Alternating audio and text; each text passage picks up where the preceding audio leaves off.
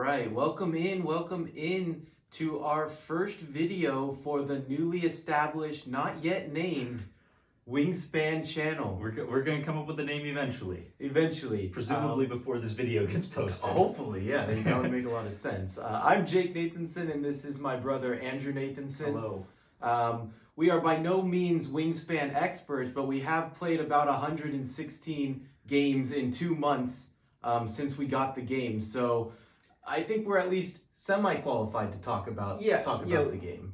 We're both experienced game players as well. We play a wide range of games, so we both kind of know the ins and outs of strategy and like in broad terms and like how to strategize about games. So we have a lot of thoughts about Wingspan, and we're both pretty good at the game, and we just wanted to share some of that knowledge with you. Starting off with kind of a silly format, but we are going to be talking real strategy here. And the format that we're starting off with is, since it's March, we figured it would be a good time to do a March Madness style tournament with some of the best birds in the game. Probably not the top 64 birds, because we did divide it into 4 various categories. Those being, of course, brown powers, white and no powers, yellow, pink, and blue powers, and a combination of all 4 categories, because we did have some extras there. So these are just, this category over here is the random category. And we went through the deck. We spent a good amount of time picking out the top birds, the top 16 birds in each one of those categories, plus a couple extras for the random categories. And then we just kind of put them in a hat and we drew out random matchups. So these are not seeded like the normal March Madness tournament. Yeah, there are certainly some matchups which are like, that probably, like if this were actually seeded with how good the birds were, those would have been a matchup like a lot later in the tournament. So there's going to be some birds that are really good that get knocked out early. That's just kind of how it works out. But hopefully the overall winner at the very least will be our favorite bird collectively. Yes, that's the ultimate goal here. So this should be a fun format here. We're going to divide it into 4 or 5 videos? 5 videos. Yeah. One for each one of the quadrants here, and then the final video will be us discussing the final 4 birds and ultimately picking the winner. Yep. So should be a pretty fun time, and this channel will be ultimately strategy talk, various formats like this, like tournaments, maybe some drafts, and possibly some demonstration gameplays that we just want to put in some scenarios and maybe run through those scenarios. So it should be a pretty interesting time if you're into the game Wingspan, and if you're not into the game Wingspan, maybe this will get you into it. It's a great game by Elizabeth Hargraves, and so yeah, let's without further ado. Hey everyone, sorry to cut into the video like this, but we kind of forgot to tell you that we created an online version of this bracket that you can actually go in and fill out and see how your picks do against ours. Yeah. So we realized this about partway through filming, so we have our picks filled out here. We didn't want you to see it. There's nothing obscene here. It's just we didn't want you to be spoiled and have your opinions influenced by ours if you want to go fill it out first. Yeah, so go ahead, go try to fill out your own bracket, see how you do, and see if you agree with us on the birds that we select. So just wanted to throw that in there. Now back to us in the video. We're going to be getting into the brown power quadrant in this video. Yeah. And the way we're going to run it is we're going to go through each one of the matchups. So you can see like it starts with the white-bellied sea eagle versus the pileated woodpecker, and we're going to go through that, and we'll both give our thoughts on each one of those birds. And then ultimately at the end, we're going to tell you which bird we're picking to move on to the next round. Now, if I pick one bird and Andrew picks the other bird, we're going to need a tiebreaker. Yeah. And that tiebreaker is going to be one of our parents who have also played the game at least over probably 80 or 90 times as well. They've been playing with us most of the games we've been playing while we've been in lockdown, So they're also, semi-qualified to be judging this as well. And we're not going to give them any information. We're just going to say, which bird do you think is better? Whatever one they pick for that tiebreaker, we'll move on to the next round. So that's our format. That's how it's going to work. But before we get into it, I just wanted, we should probably discuss kind of our criteria for how we're judging these birds and our overall thoughts on the game. So there's a lot of things going into each bird pick, which is the hardest part is that birds are good at different times and in different situations. So obviously when you're picking a bird, it's going to be situational. I think, at least for me, when I was picking these, I was kind of thinking of birds that, like, if it was in my starting hand, how much would it draw me into one certain strategy? But also, like, that doesn't really work for some of these birds. So for some of them, it's just like, how happy am I to see this later in the game? Yeah, for sure. A lot of them are very situational.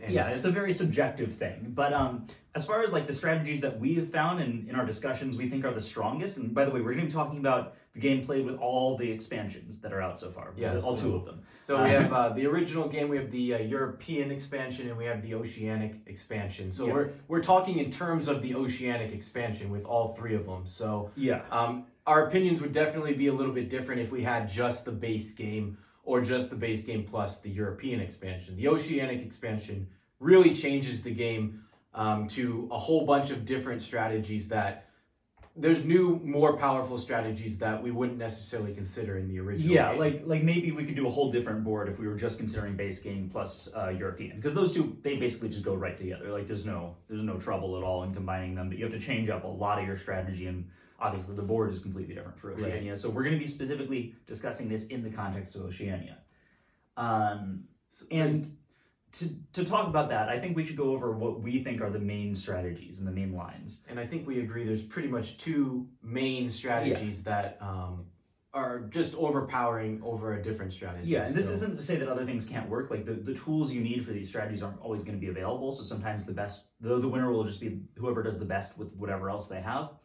And there are even some birds on here that can take you away from these strategies. They're powerful enough birds to take you away from them. But I think those default two strategies are putting birds in the top row that either lay eggs or draw cards. Basically, anytime you can do something that's off row, so like if you're in your food row and you're laying eggs or drawing cards, that's very strong. Especially because in the top row, then you're getting the food and one of the other two things you need to actually play the birds. So you can get a very powerful thing going with the top row playing a lot of powerful birds. Basically. Additionally, with the top row now having nectar in it, that new wild resource, plus the new way the board is set up, it just makes it easier to gain food. So we've really noticed that the top row is one of the two very viable strategies in this game. Yeah, and I think the other strategy, which is the bottom row, is a little bit less common, mostly because the top row has a few different ways you can go. Like you can go food and then playing a bunch of birds, or you can go you can just build a point generating thing up there with a lot of caching and stuff like that. And I think a good point row up in the top row is probably 6 to 7 points top row. Yeah. Would probably be a good top row point getting strategy. So and I think for the bottom row you can easily get like 9 points. Well, not easily. It takes some very specific birds, but you can get like 9 points. So if you're just going for pure points, I think the bottom row with a lot of tucking is better. But in that scenario, you might only play 6 to 7 birds the entire game. Whereas if you're playing in the top row, you're probably going to fill out a majority of your board with only a few birds missing. So that would be the difference between the two strategies. So the top row is a little bit more flexible in terms of being able to play birds. The bottom row is just more raw points. And occasionally you'll get birds that are worth playing, although it's kind of hard to fit them in. As far as the middle row, just like the egg, the fact that you run out of egg space is a pretty big deal, and also the fact that eggs are the least important resource for playing cards. Like the most important resource is having the card to play, and then the second most important is having the food for it. Those are the hardest two to get. So just having a bunch of eggs doesn't really accelerate you through the game that much, and you do run out of egg space. So now in the base game, I think the egg row was a lot stronger, but with the new added nectar, with the new added way they made the boards, I think the egg row has become almost irrelevant. I mean, there's very, very few strategies that I can viably see. I mean, I can see there's some strategies, but it's just not nearly as common as it was in the base game. So, and part of that might be, we were actually discussing this, that like in the base game we undervalued the other rows a little bit, and we've actually learned since then how to build in them a little bit better. But I think also just the middle row was a lot more powerful in the base game. It was, at least in comparison, for sure. So our two main criteria, as you can see, are building a good top row or building a good bottom row. So I think the birds that are mainly played or can only be played in the middle row, you're going to see that our biases towards those, we don't really like those birds nearly as much. And they have their time and place, and we'll talk about when that is, because there are certain birds that enable that.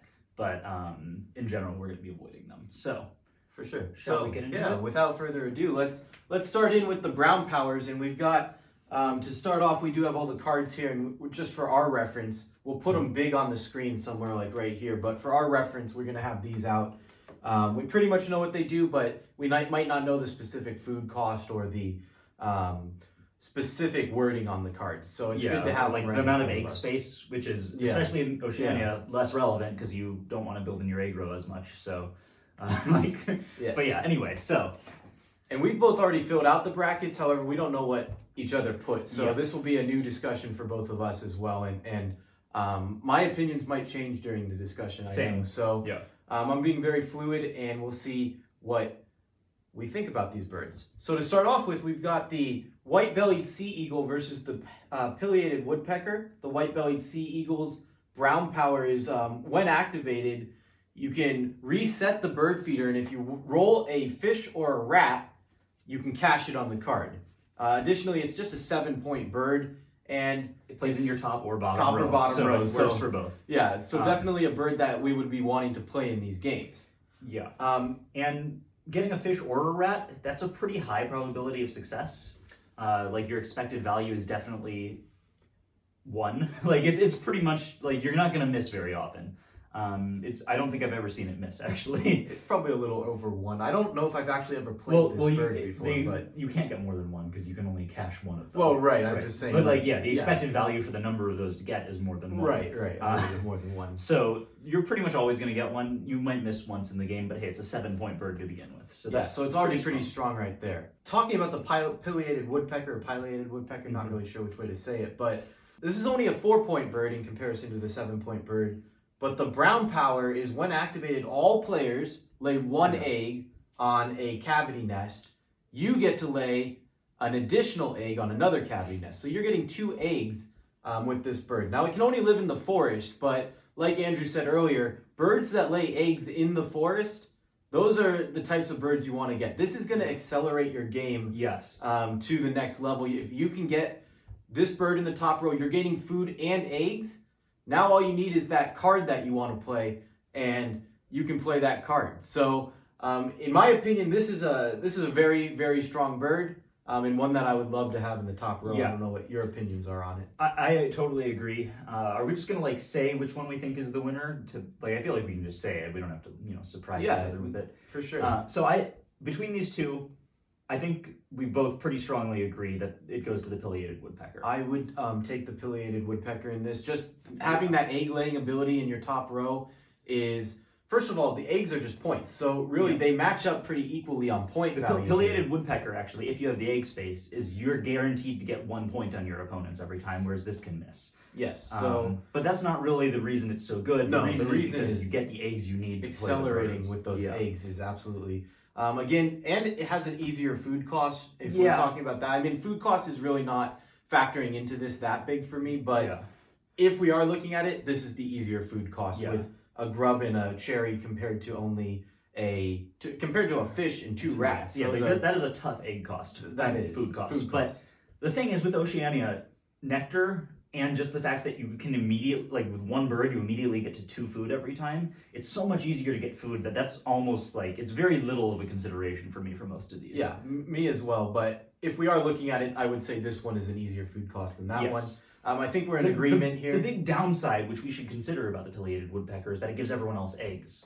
That's true. So it is accelerating the game kind of for everybody. And so that's actually, this is something that I've kind of been going, I've taken it down a little bit of a notch for me. Not enough to make it lose this matchup, but basically somebody else, if they get card draw in their top row, you're giving them the eggs they need. So now they have all 3 things without even having to play the egg bird themselves. They do have to have a cavity nest. That's true. That is true. And actually, early on in the game, you're not necessarily going to be giving everyone cavity things because they have to have it. And if it's not part of someone else's early game plan, they're not going to get it. I think the fact that you're getting 2 eggs for every one is still definitely very stronger than this white-bellied sea eagle, which I do think this bird is a good bird. Really I don't think it's a bad all the birds bird. on here are good.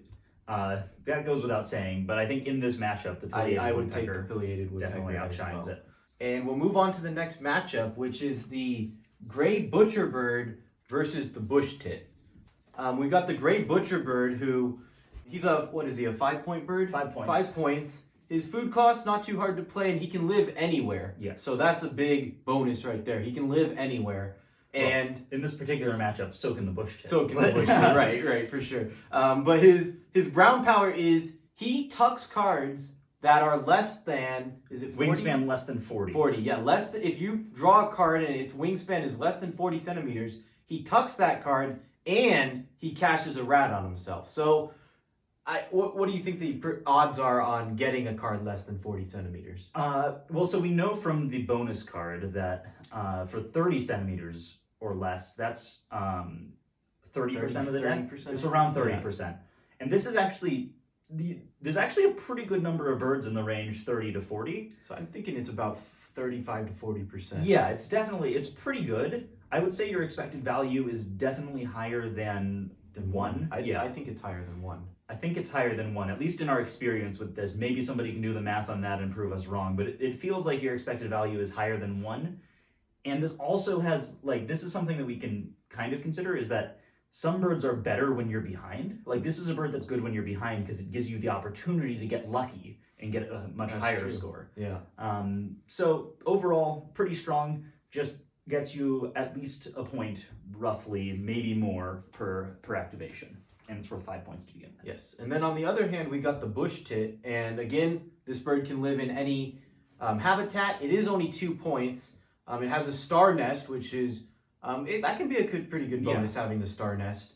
And then its ability is you tuck a card from your hand and you put an egg on this bird. And it has a pretty good amount of egg space, 5 egg space. That's what really sets the bush tit apart from the other tuck to lay an egg birds for me. They're all pretty good. But having that 5 egg space just makes it so that you can wait longer before you spend those eggs. Yeah. And that really enables mostly a bottom row strategy with it. I was gonna say I'm liking this bird in the bottom row. It's okay in the top row. I think it's really good in the top row too. It could you just be. have to also you have to have the cards. Like you need to have a couple of like really good card drawers in your bottom row or something, so that every once in a while you go there and then any birds you don't like, you get eggs out of them, which is important for your top row. Yeah.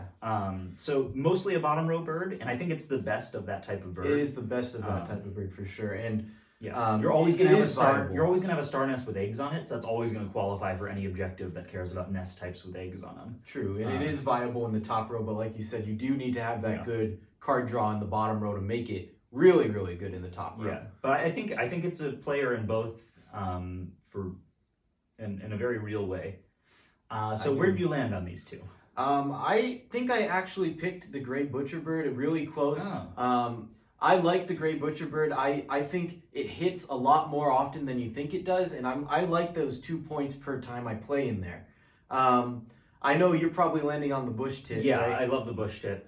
And the thing is, the bush tit is also 2 points per play when it's in your bottom row. It is, but I don't like the fact that I have to be tucking a card for it, and if I'm not playing it in the bottom row, I feel like I can put this in either row. It's a little more flexible. Butcherbird's more flexible. I can even put this bird in the middle row and have that in a middle row strategy if I was doing it.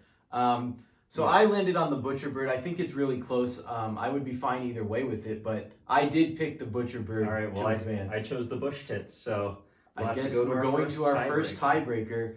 We'll bring in our mom for this one, and let's see which bird she picks. Again, we're not going to give her any information on this. We're not going to give her our thoughts. We'll just hear her thoughts. Whichever bird she picks, I'm fine with it. Andrew's fine with it. So let's go to the tiebreaker. Obviously she agrees with one of us. All right, we brought in our tiebreaker. This is our mom. She has played, probably 80 to 90 games of this with us as well. So she's at least semi-qualified to judge these birds. So, Mom, we've already come to a fork in the road. We have disagreed on the very second matchup. We've advanced the Pileated Woodpecker, but now in this matchup of the gray butcherbird versus the bush tit, and you can see the cards right here, and we're not going to give you any information. You can read what they do, look at their habitats, look at their food costs, and the decision is completely up to you which one advances to the next round. Well, now... Would you like to give us your thoughts on what are you thinking about these two I like birds? the bush tit. Okay, and would you like to tell us why? Would 2 you points. Like 2 points. And the other one, the wingspan less than 40, is hard to draw, I have discovered. Okay. The end. All right. Bush tit goes Sounds on. good. The bush tit is advancing to the next round and defeating the butcherbird in a tiebreaker. So we'll throw up the bush tit up there, and I have no problem with that. Andrew has no problem with that. And let's move on to the next matchup. We might see you later. I know my mom said that The butcher bird seems to miss a lot, but like we said, I think That hasn't been my yeah, experience. that hasn't been my experience either. 35 to 40% of the time. I think it's somewhere in that range. But either way, I'm fine with the bush tip moving on. I can see it both ways. So let's move on to the next matchup here. We've got a pretty interesting matchup here. The Rufous Owl versus the Black Knotty. Two new birds. I think they're both Oceania. Yeah. Yeah, Oceanic expansion birds. I'll give you the Black Knotty. I'll hang on to the Rufous Owl. The Rufous Owl, I'll start with this one, can only be played in the top row, and which again, not a big problem. You know, we're top row and bottom row people, so food cost of 3 rats. They're kind of opposite birds if you look at them. They're very similar. Very similar and yet kind of opposite too if you think top row versus bottom row. Yeah. This one says draw 1 face up from the tray with a wingspan less than 75 centimeters and tuck it behind this bird. This bird is pretty much getting you 1 point every time you play it. And you know when it's gonna miss. Yeah, So like so if you can need to take avoid one it. turn off from your top row, you can just like play in your bottom row, get cards or whatever. Like you can time it out, and you're almost never gonna miss. Yeah, and it's 7 points to begin with, so a big bird initially to begin with. I think this is just a really, really strong bird, and a bird that I would gladly play in my top row almost for any of my top row strategies. Yeah. And then we got the Black Knotty, which... The Black Knotty is very similar. It can only live in one habitat, in this case, the wetlands. And it eats 3 of the same food. That's a tough food to get. It eats 3 fish. But again, this one eats 3 rats, so Right, basically yeah. equal food costs. It's worth 2 more points at 9 points. And its activated ability is that you reset the bird feeder and you gain all the fish. And then if you want, you can discard those to tuck that many cards from the deck. So... Its expected value is what, a little less A than little 1? bit less than 1. But it does have that 9-point initial cost. And to the it. other benefit is that it can get you fish. Which Yeah, it can gain you food. you don't need that many fish over the course of the game, especially if you're doing It's like, still nice though if you do need them. Yeah. It's nice to have it So- down there. I think this one was a really tough call for me because these are very similar. And we should go over. We call this guy Major Water Biff in Right, the game. yeah. Major Water Biff. We had original Biff, who we'll get to later in the tournament. Yeah. But Major Water Biff, because this guy seems to miss on the dice a lot more than he's supposed to. But I know that's random luck, and so his expected value again is just a little less than 1. We call him Major Water Biff, but he's still a pretty good bird. Yeah. So, And it's also Major Water Biff because there's already another bird called Water Biff. That's not in the tournament. yeah, and but, then we do have Major Minor Water Biff, who is also not it's minor. Minor Major Is Water it- Biff? Yeah, it's minor Major Water Biff because it's like a minor version of Major Water Right, Biff. yeah, he's not in the tournament either. Black Knotty is representing him, so. Yeah. Anyways, where did you fall on this one, Andrew? I want to hear what you say first because actually I think I wrote down Rufous Owl. But now that I'm thinking about the fact that you can get fish out of the Black Knotty, I think that might push it over for me. But also, I think the top row, I'm more happy to just have a 1-point gain in the top row than I am to have a 1-point gain in the bottom row. So I don't know, it's so close. I landed on the Black Knotty because that fish is flexible. You can cash it for cards. Sometimes you'll hit a couple fish, which is always just fun when you get to roll and try to hit those more than 1 fish. It's always fun. You hit those 3 fish and you're like, yes, 3 points. Yeah. So the fun level kind of pushed it over the top. I think they're pretty equal, but I landed on the Black Knotty. The 9 points plus the fish plus the ability to then keep those fish and use them to play other birds. Plus, I'm totally fine creating bottom row strategies. So I landed on the Black Knotty. So to be clear, it's not that I dislike bottom row strategies. It's just that 1 point for me is worth less in the bottom row because in the bottom row you want to be getting more points because you don't have other things you can do. But I think I would still also give it to the Black Knotty. Just barely. They're so close. Yeah, they are close birds, and I'd be happy to play either of them. But it does sound like we're going to move the Black Knotty along to the round of 32. Yeah, it also has a slight benefit of, like, if you play it later in the game, it's better because it already has those extra 2 points. Oh, man, I'm excited for this next matchup. I don't know if they're great birds, but these are 2 of our favorite birds. And we've got, on one hand, this is Biff. This is the original bit. The original Biff, the black woodpecker. who in the base game, this is one of the strongest birds. Yeah, or specifically European expansion. Base game plus European he's expansion. From the European expansion. This is one of the strongest birds, I think. Yeah. However, in the Oceanic expansion, with food being a lot easier to get, he's still a strong bird. He's still a strong bird. I definitely think he's still strong. And we should probably say what he does. He allows you to get all the grub that is in the bird feeder when you go across him in your top row. Yeah, so we call him Biff because he would often just completely miss on like a chance when you're re-rolling. So it's like you'll see the feeder and it's got like, I don't know, like a weed and a rat, and you can take 2 food and then you've got him activating. So you like take the weed and the rat and you're like, all right, I'm gonna re-roll to see what he gets, and then you just completely miss. All fish, yeah. And like obviously the expected value on this is higher than 1. But you're not getting points on it, though. Yeah, but just in terms of the number of grubs you expect to get, or invertebrates, we're going to call them grubs. I like grubs. The expected value on that is more than 1, so he shouldn't whiff. Yeah, he should not be missing. Plus, sometimes you can just see, like, there's 3 grubs in the feeder. Okay, I'm going to go get those 3 grubs. So, like, but especially in our early games, like, there was one game I think you got him, and just missed a ton of times, and then like the next game I got him, he was pretty good. Yeah. But so that's why we call him Biff. But again, I think he's a strong bird. Only can be played in the top row, but in this new Oceanic expansion, he's definitely weakened a little bit. Yeah. The only thing that's stronger is it's easier to get in play because the food cost isn't as demanding. he is. You can get him in play right away, and I think if you get him in play right away, now I'm really talking liking about him accelerating. Right there. Yeah, I'm really liking him there. It's a little bit awkward because you already have the food in the top row, but like, it just gives you so much food that you can spend a lot more time playing birds. Definitely. So that's do we even go over his name? He's the Black Woodpecker. We call him Biff. So Biff is going up against another really interesting bird here, the little penguin, and this is an Oceanic bird.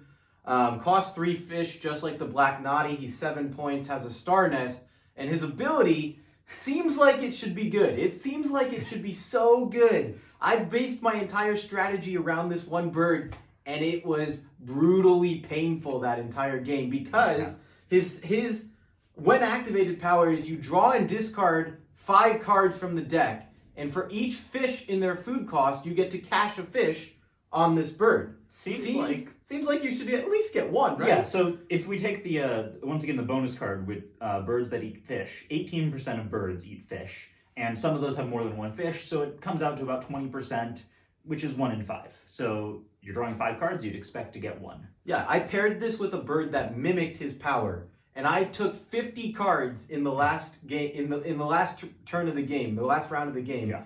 I got 2 fish out of 50. For you math people out there, that's 4%? Yep. 4%. So he's a very painful bird to play, and I have a great analogy for him, actually. Oh, okay, I want to hear it. So you're going to the grocery store, right? You're going to the grocery store, and you're going to buy your favorite food. But unfortunately, the grocery store doesn't have the name brand anymore. You have to settle for the off-brand of this. This is the off-brand bird right here. This is the off-brand of the Black Knotty. He's the off-brand bird of the whatever the main brand would be. He seems like he should be the main brand. He seems like you go there, oh yeah, I'm gonna get this great main brand product, and you end up with this off-brand product. It's still good. Like, you're still gonna eat it. You're still gonna play it into the game, but you're not going to be happy with it. You're not as happy as if you'd gotten that main brand product. Whatever that is. Whatever that is.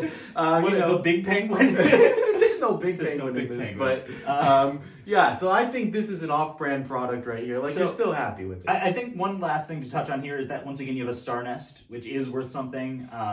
Yeah, and his wingspan is absolutely anything you want it to be, so that can meet some objectives as well. Yeah, so it's a pretty good, just like flexible bird to slot in. I actually think that Little Penguin's a good bird for the top row strategy. But he can't be played in the top row. It can't be played in the top row, but that's the kind of bird you want to be playing with the bird when you're playing birds, because you are going to have to play in the bottom row a little bit, maybe.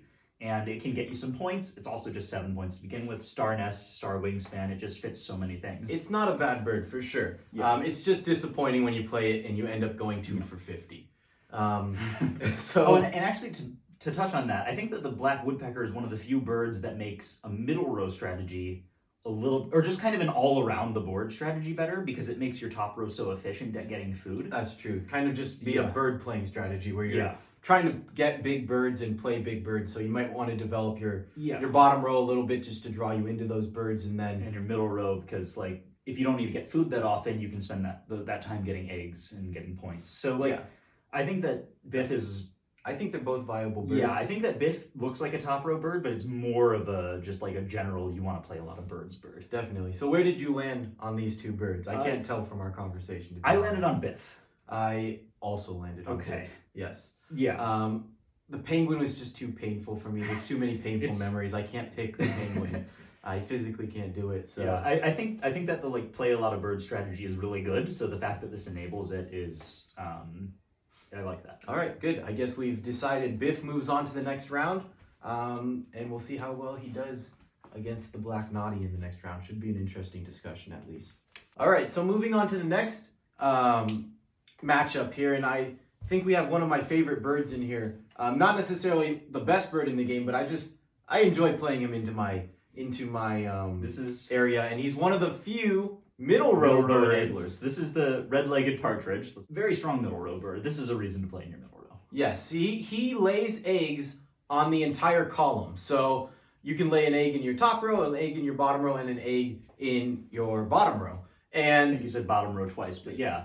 all 3 rows. You get all 3 rows worth of eggs. And he has a lot of egg space, 6 egg space. So if you can pair him with like a 4 egg space on either side of him, you can get a lot of eggs, and that makes the middle row a viable strategy. With this one bird, your middle row goes from 1 or 2 points to 5 points every time you play. Exactly, I yeah. mean, I guess it's not this You'll one run bird out because of you egg need the other space, though. birds, but like that's such a huge upgrade. It is, yeah. And like, yeah. So if you are playing a middle row strategy, this bird injects it with a ton of points. It's kind of an all-around strategy, though, because It's a- you do have to get the other 2 birds. Yeah, it's in a those little rows. bit awkward though because it makes you want to play the middle row, but then it makes it so that the middle row's worse because you run out of egg space Right. real fast. So it's a little awkward, but I think overall it's very strong. It's just a fun bird to play, too. Like, Yeah. some of these are just fun birds to play.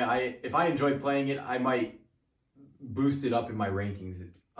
But yeah, the red-legged partridge is a fun bird to play. 3 wheat cost.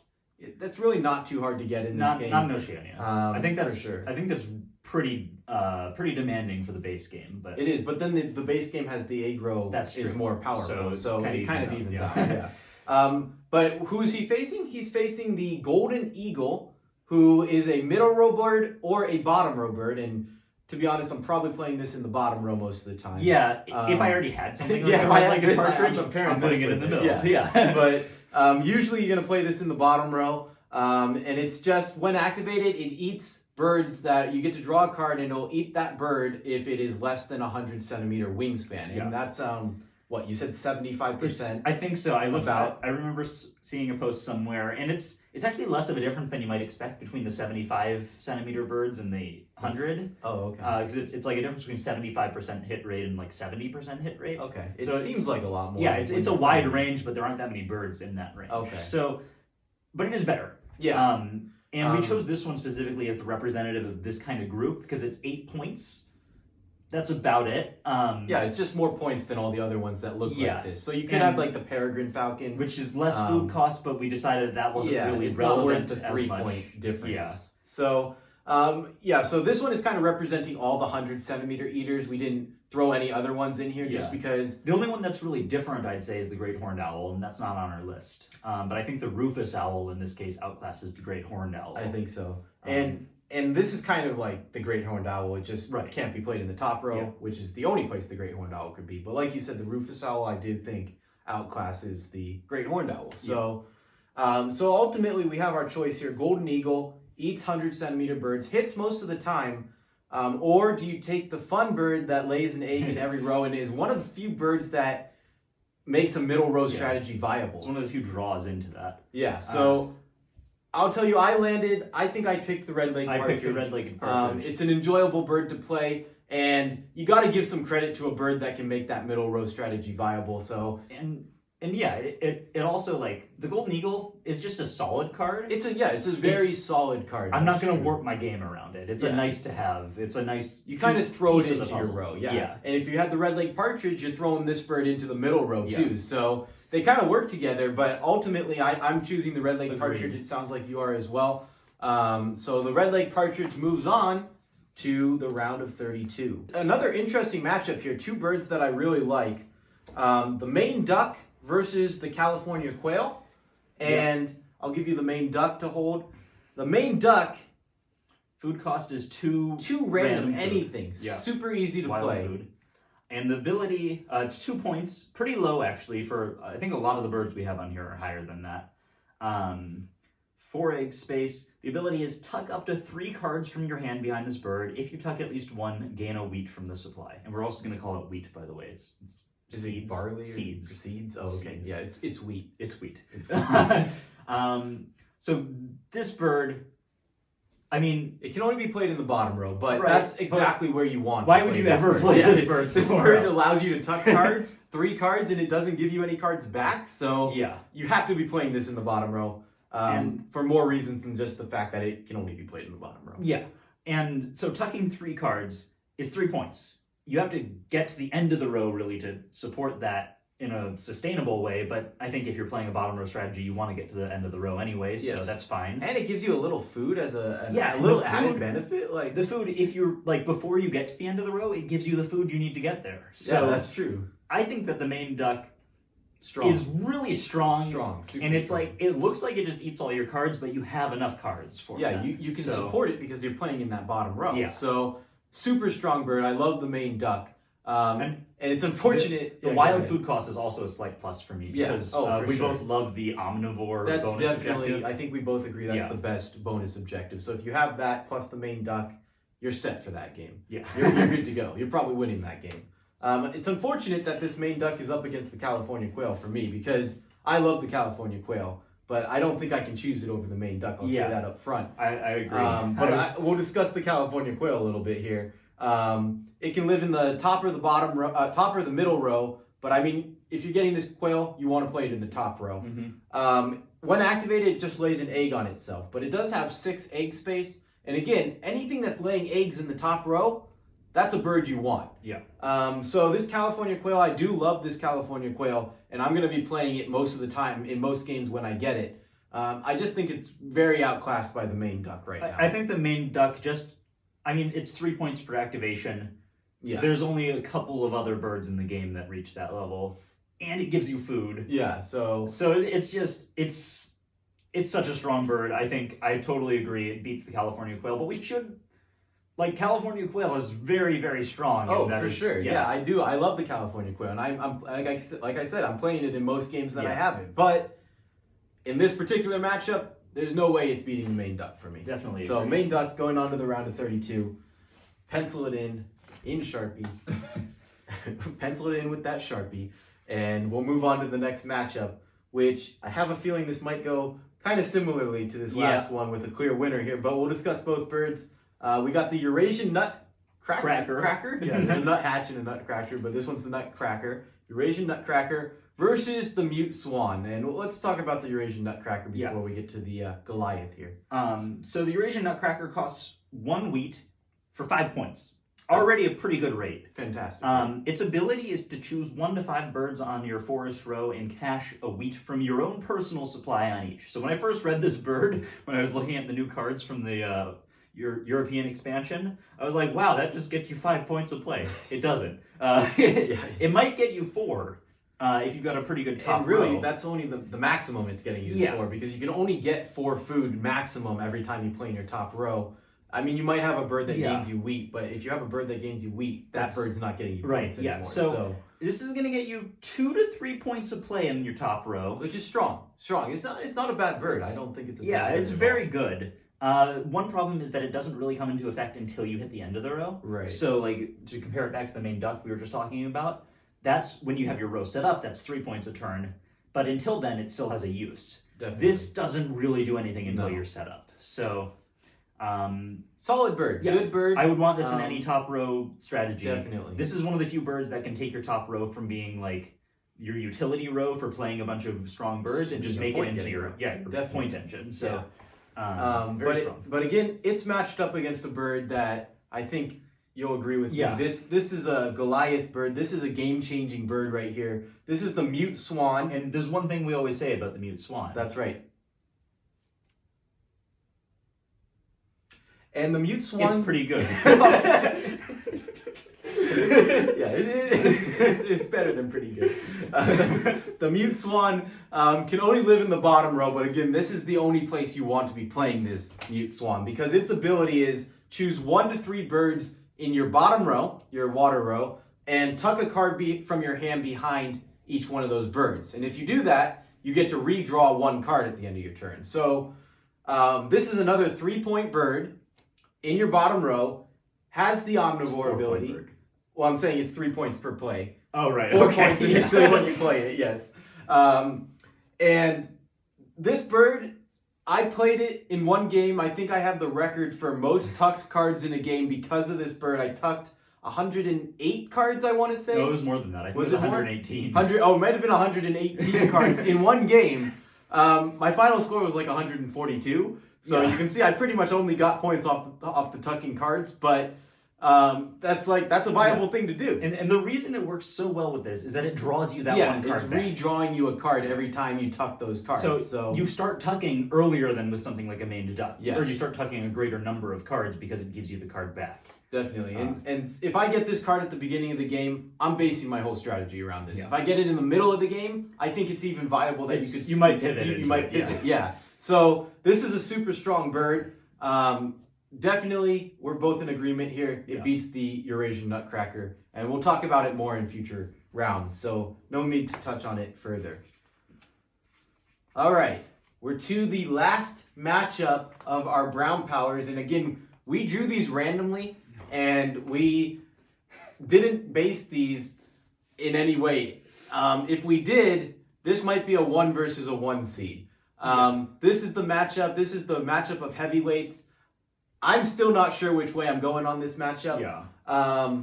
We've got the Gala versus the common raven. And the Gala is one of my favorite birds because I'll just tell you the story real quick. My dad, looking at this bird in one of our games, is looking at the bird. He's looking at the bird and he goes, "I'll take the grilch." And we're like, "What? What are you taking? You're taking the grilch?" And he somehow is looking directly at this bird and mispronounces Gala as grilch. Yeah, it makes sense because the A looks like an R and the L, I guess, looks like an L and an I. Yeah, so anyways, this bird's been commonly become known in our household as the grilch. Yep. And so we've got really the grilch versus the common raven here. And we should mention at this point, I don't know if we explicitly said it, but we tried to choose only one bird as like a representative of every category. So obviously the Chihuahuan raven is also extremely powerful, but we think that the common raven, by being a point higher, is better. Technically And you more have the flexible. flexibility, although really if you're taking the raven. Well, we'll get into it. Let's talk about the grilch first. The grilch costs 3 wheat, can go in your top or middle row. Again, that's not too hard to play in this game. When activated, choose one other player. They reset the bird feeder and gain a wheat if there is one. You tuck 2 cards from the deck behind this bird. So it's a 2-point bird, guaranteed. A guaranteed 2-point bird. The downside of it is that you give a wheat to someone. But is that really that much of a downside? Right, so this is what I'm thinking. In the games we play, we're both better players than our family. Like, I don't mean to be disrespectful to them, but we win almost every game. So for us, we can just give that wheat to somebody else, and it doesn't affect almost anything. True. If it was just like us playing one-on-one, then that could be a much higher downside. And if you're playing in a group with all like Wingspan pros, that might be a higher downside. But I'm thinking if you're playing in a game with Wingspan pros, they're probably taking that top or bottom row strategy. And if you have one person taking a top row strategy, they're already getting enough food to sustain themselves. So I'm just going to be feeding that wheat to the person who has too much of it to begin with. And we call them pantries. Yeah. Because basically they're just storing food the whole game. So I'm feeding that food to whoever that pantry is. So I really don't think it's that bad. So occasionally there'll be more of a downside if nobody's doing that. Yeah. If nobody's filling that role. But most of the time it's a pretty low downside for just 2 points per play. Right. And it goes in your top or middle row. Now when I first saw this, coming out of base Wingspan with European expansion, I was like, oh, that's a middle row bird. Just adding 2 points to the row where you're already getting eggs. And it does work in the middle row. It works. It's completely a good strategy. It's not as good as the top row, though. Exactly. Because the top row strategy is better already, and just adding 2 points to it is really good. That's about all I have to say to this. Really good bird. Great bird. Like I said, I think if we had rated these as like seeded them like a normal March Madness tournament, that's a 1 seed paired up against another 1 seed in the common raven. The common raven actually is the bird for the middle row strategy. Yeah. It lets you discard 1 egg to get 2 of any food. And in this case, since we're using the Oceanic expansion, those 2 food are usually going to be nectar. Almost exclusively going to be nectar. So basically, you're just gaining unlimited nectar throughout the game. So that actually just wins you all the nectar things without having a top row strategy, which is like really weird. Yeah, and again, this is going to be played in the middle row because you're going to be able to get 2 eggs or 3 eggs and then just throw 1 away to get those 2 foods. So basically, what you're doing is you're getting that egg and you're getting multiple food on the same turn. So this makes a middle row strategy basically turn into that top row strategy. Yeah, it turns into your top row strategy with eggs. With eggs. Which is what you want in your top row. 5-point bird plus omnivore. Yeah. Great bird. And definitely a 1 seed going up against the Grilch. We should talk about the fact that the rule book for the Oceania expansion actually says, like, if you want, you can take out the ravens because they might be too powerful with nectar.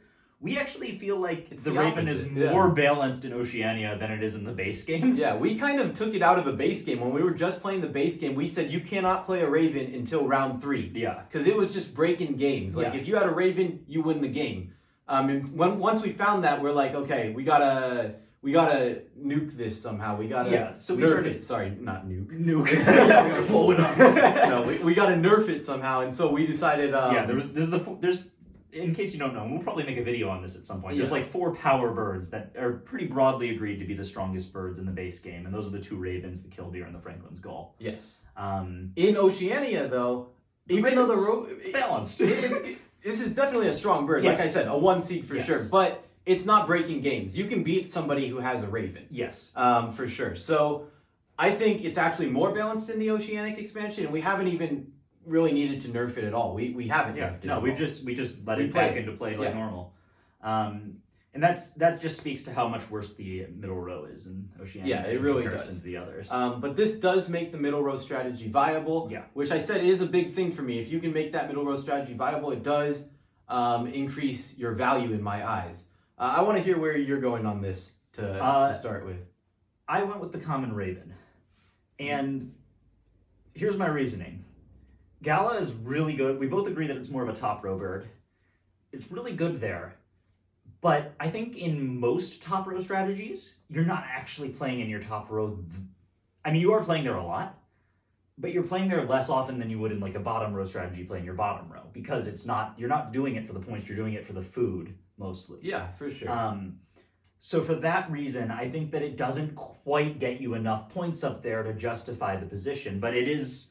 I mean, I totally agree. These are both top birds. So my pick is the raven. It sounds like we're going to need a tiebreaker because I'm picking the Grilch, and the reason I picked the Grilch is because I think it's more flexible. Like, if you start the game with a raven, yeah, great, you're playing the raven. Yeah. However, you get a Grilch anytime during the game. That's true. You're playing that Grilch. Yeah. And you can play it in the middle row. You can play it in the top row almost any time during the game, and you're going to be happy with it. It's going to be a 13, 14, 15-point bird. Even if you get it middle game, you could get it last round and still make it a 9, 10-point bird. So for flexibility reasons, I went with the Grilch. So I guess I was thinking mostly like in my starting hand, I want the raven. But even if you're starting with the Gala, are you really mad about starting with the Gala? Well, yeah. I mean, the thing is, you're never gonna have to choose because if they're both in your starting hand, you take both. Of course. And then you play your middle row. And you're winning that game. Yeah, but you just win on the spot. You can just show your hand to your opponents. They forfeit. You reshuffle the deck and you play another game. Right. But I'm saying if you get a raven late, you're not necessarily playing it. I feel like if you get a Gala mid-game late, you're still playing that Gala. So for me, that pushed it over the top. And my pick would be the Gala. You're still staying with the raven? I'm going to stay with the raven. All right, we'll see. Let's call in. We'll bring back our mom. She's going to officiate this side of the board, and our dad will officiate this side of the board. So we'll bring back in my mom, and let's get her for the tiebreaker. All right, we've got our resident tiebreaker back in here for the round. Mom, how are you doing? Here, I got 2 birds for you here. You're going to have to tell me which one you like more. We've got the common raven and, of course, the Grilch, also known as the Gala. But yeah, why don't you take a look at those? Tell me your thought process, and we'll get a tie break here. I'm going to say the Raven. You're going to say the Raven. Yes. Why? You've pointed out before to me that I should play it in the grasslands. Yep. Right? Yeah. So, and that way you're guaranteed an egg to get rid of and get some food. And I do like that. And the other guy, that was the other reason actually why I went to the Raven, because I was looking at this going, I don't like giving other people things. Although I do it sometimes if I get something in return. So, but yeah, I like the Raven better. All right. All right. So there you have it then. Looks like Raven wins that round. Okay.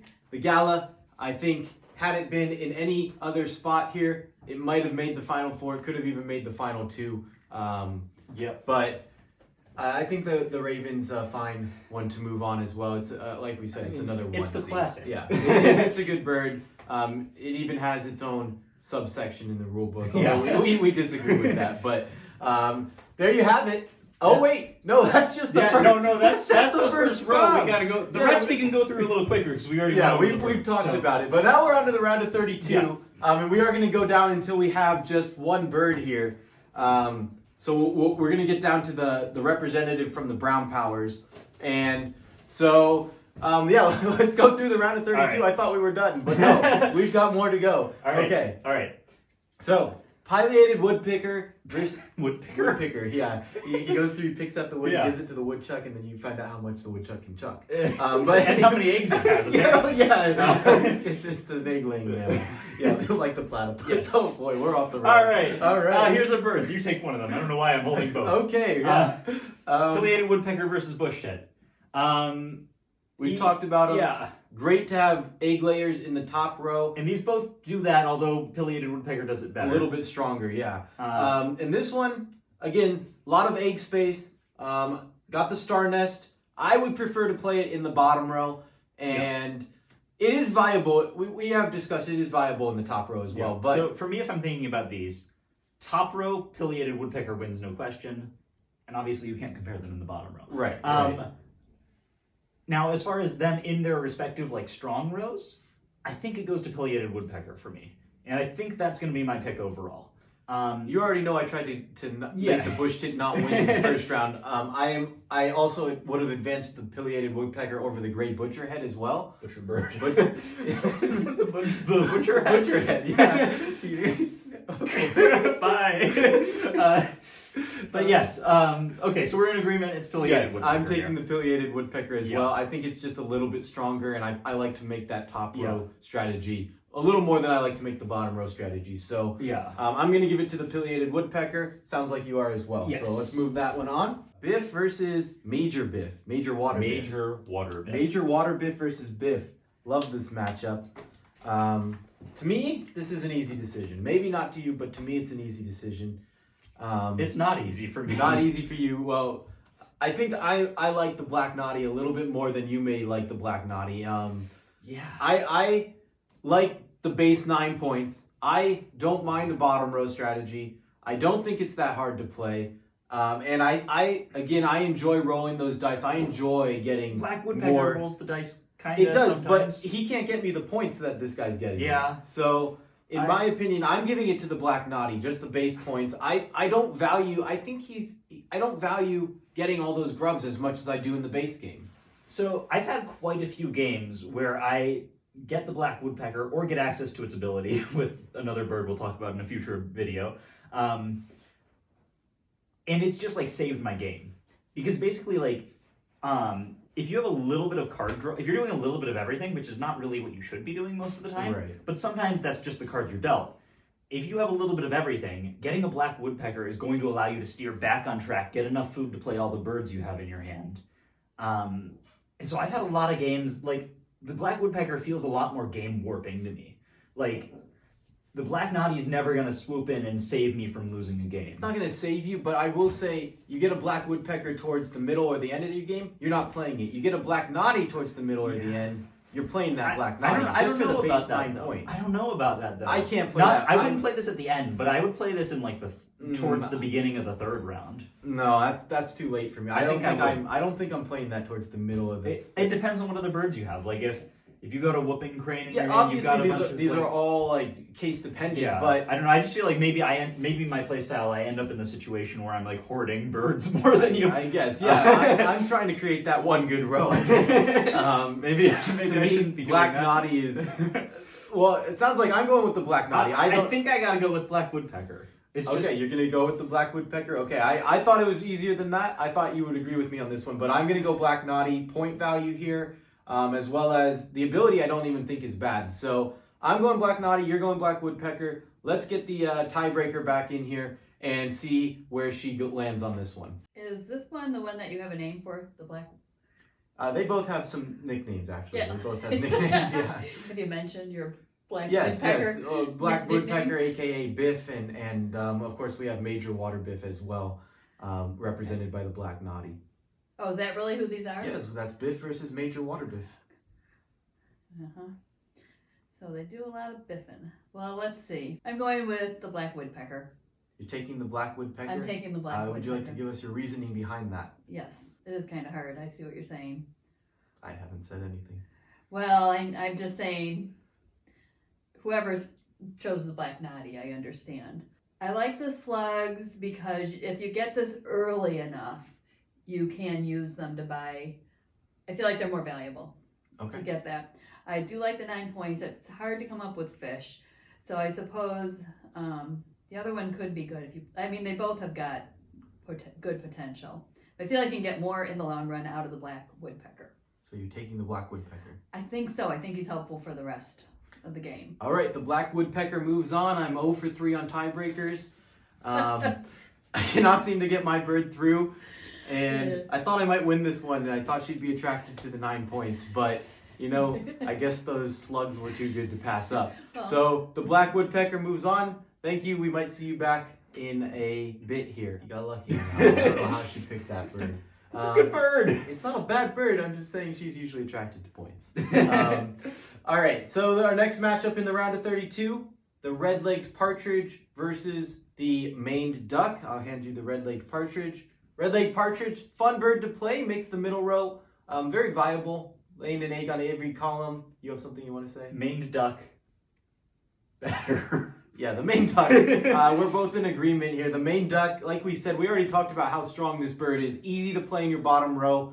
3 points per. Actually, this one is 3 points per as well. Yeah, but you run out of those points very quickly. This one does not have this is like a bottomless pit. You can keep throwing points into it. That one is more like a manhole cover. Because, you're going to hit the bottom. Why didn't you just leave the manhole open? You're still hitting the bottom of the sewer. It's not a bottomless pit. You think you okay. open that and you fall in and you fall forever? I mean, you can fit a lot of eggs down there. Yeah, well, maybe more than 6. Could be ostrich eggs, in which case you can fit probably 12 to 100. All right, we're in agreement here. Main duck moves on to the Sweet 16, which we should have come up with a creative name. We do have the Eagle Elite 8 and the what was the last one? The Flying Four? No, it was better than that. Fletchling No, Four. no. The Final Flyers. It was something better than that, and we might remember it at some point. So yeah, we got the Eagle Elite 8 coming up soon. But we have one more round. We do. The Mute Swan. Oh boy, another. This is tough. Mute Swan versus the Common Raven. Another tough matchup of good birds, and again, Common Raven makes that middle row viable. I'm still thinking that this is pretty much flexibility-wise. I'd say they both have about the same flexibility. You get them at the beginning of the game. This railroads you to middle row. That railroads you to middle row. And also, beginning of the game, obviously, you're going to structure your strategies between them, and they're really eventually they do have a point where you're not going to want to play them. Yeah. Towards the end of the game, you're probably not playing either of these birds. But up until about the start of the third round, these are still good birds to play. I know where I land. Where do you land? I land on the Mute Swan. I land on the Mute Swan. The Mute as well. Swan. I think this is a game-breaking bird that has abilities that the Raven doesn't have. The Raven, I think other people can compete with you. You get a Mute Swan in the right bottom row, you're winning that game every time. I think the Mute Swan's also more flexible in a weird way because at worst, it's just like tuck and draw, which is a true. good ability. Even if you're not like playing your bottom row, like you can just throw your Mute Swan in the bottom row and it gives you like sort of pseudo card draw down there to try to draw towards better birds. Yeah. So like it's flexible. So at a minimum, it's and- probably being like a 9-point bird. Right, yeah. With the possibility of being a 50-point bird. Like, Yes. This bird has game-breaking ability, and I think, in my mind, this is just better than the common raven at this point. So I agree with that. And it sounds like you agree. Yeah. Again, common raven, great bird. I'm playing it almost every time I have it, but in this case, Mute Swan does take it for me and for Andrew. That's right. All right, so at this point, this is like the Eagle Elite 8. We're at the Sweet 16 going into the Eagle Elite 8. Right. Because the We're not there yet. fletchling flyers. The fledgling flyers, Fletchling flyers, final forks. flowers. No, that doesn't work. Fleas. F words. Going on to these are all the birds that have been eliminated. So probably don't want those. We're gonna go on to Pileated Woodpecker versus the Black Woodpecker. It's We the got a lot battle of of the cousins. got a lot of woodpeckers. Yes, the Pileated Woodpecker is known as Biff's cousin in our Wait, games. no, he isn't. Yes, he is. No, He's he one isn't. of Biff's cousins. No, Biff's cousins are the things that are like worse at getting food, but are also woodpeckers. I thought every woodpecker was Biff's cousin. No. Oh, well, we're way off the rails here. Anyways, Black Woodpecker versus Pileated Woodpecker. I tried to kill the Black Woodpecker last round, but let's discuss it this round. Where do you land on this? Pileated woodpecker. I don't need to say anything else. It just lets your top row do something that it couldn't otherwise do. I agree. I would also take the Pileated Woodpecker. Again, I just value that egg-laying ability. I think I would have taken the Pileated Woodpecker over the Black Knotty as well. I think the key difference for both of those is that the Pileated Woodpecker is so strong because it unlocks an additional ability for your row. Yeah, Like, you're adding something to that you didn't otherwise have in the top row. So like if this is your first bird, you can play all the rest of your top row birds without ever playing in your middle row. If the Black Woodpecker is your first bird up there, you still need to play in the middle row. So yeah, all right. Pileated Woodpecker onto the Eagle Elite 8. All right, so the next matchup is the Main Duck versus the Mute Swan. Two pretty similar birds here, and this might actually be a discussion. So yeah, again, both can be played in the bottom row. Main Duck can be played slightly more easily in the bottom row. Both of them tuck 3 cards. Both have to be from your hand. The main difference here, the Mute Swan's redrawing you a card. The Main Duck is just gaining you a wheat. Additionally, Mute Swan is just 2 more points when played. For me, Mute Swan is just got that edge over the Main Duck. I don't know how you feel on it. I agree. The Mute Swan plays better with other good birds in your bottom row. Like it plays more nicely with the bush tit. Like for instance, like in your bottom row at best, you're drawing 4 cards naturally, whatever that means, like from the board. Right. And then you're gonna tuck 3 of them with this. You only have 1 more to tuck. So if like you have a bush tit or whatever, that's going to eat up your last card. You don't get to hold any cards in hand, which maybe you don't want, but also you might have other birds that you want to tuck those for. So like, so are you saying that's a positive for the Main no, I'm Duck, saying that's a or- negative. It eats your right, cards, yeah. so it makes your bottom row ordering more awkward. Like if you have a normal tuck and draw, just like tuck single card, draw 1 card. If you have that behind your bush tit and your Main Duck, you don't have any cards to tuck anymore. You run out. Whereas with the Mute Swan, it draws you 1 back, so you're always going to have that one. And I think that really pushes it over the top. Yeah. You basically said the same thing I was saying there. Right. In a different way, but and the wheat is just not that valuable. Like it's good for accelerating you towards the rest Right. of the row, but once you have it set up, it's not that worth valuable. anything. So I think it's 2 super strong birds here, but I think we both agree Mute Swan is going to take it. And I will just give a shout out to this is one of the only birds that can be a 4-point bird if you have one of those other birds that like caches wheat at the end of the round or whatever. Sure. So in that particular situation, I might take this. In a sense, this is also a 4-point bird because you're tucking 3 and then draw you're drawing the a extra 1, use. which you're going to use next turn. It's really about like, it's about using the extra resource it gives you, and you're going to be able to do that more reliably with the Mute Swan. So I think we agree, Mute Swan onto the Eagle Elite 8, where it will be matched up with our Pileated Woodpecker. So let's get right into it. We've told you the benefits of the Mute Swan. We've told you the benefits of the Pileated Woodpecker. Here, I honestly don't think this is much of a contest. I don't either. Yeah, we're both on the Mute Swan, right? Yeah, we're huge Mute Swan fans. So congratulations. I don't think we need to discuss this. We know the benefits. Great birds. The only thing I'll say is this is just, it gains you 1 point over your opponents. This gains you 3 points over your opponents. Right. This also gives your opponents eggs, which they might not have access to. This doesn't do anything for them. Yeah, it's not really a contest. It's not much of a contest here. So yeah, Mute Swan, congratulations. The first one of our Fletchling Final Forks Fleabag. I don't know. F words. Welcome to the F words, Mute Swan. Yes, and we will give the customary cheer for the Mute Swan on 3. 1, 2, 3. Go Mute Swan. It's real. You weren't expecting it. Yeah, real great. It's pretty good. It's pretty good. Yeah, you're gonna like it. Yeah, we guarantee it. And there you have it. That is the end of our Brown Powers bracket. And so let's see. Stay tuned. You never know when we're gonna post these because we don't have a channel yet at this point. Hopefully it's in March. Yeah, hopefully sometime in March you'll see this video, and you'll see coming up soon the next bracket down here. We're gonna move on to the random section, or you never know, we might move on to the white and no powers. Probably gonna go white and no powers actually, because random should be last. Yeah.